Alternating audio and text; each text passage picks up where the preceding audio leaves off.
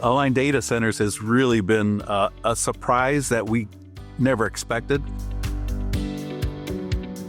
The property we're on is a former manufacturing plant. It was a GM plant initially after World War II. GM had close to 5,000 employees in this location. When KBI closed, we had a real challenge. How do you repurpose such a large property, 128 plus acres, 1.3 million square feet of floor area?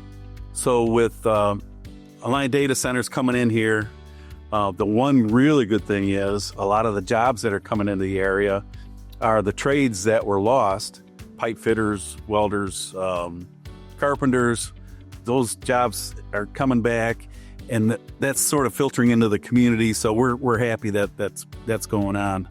We immediately developed a rapport with the company.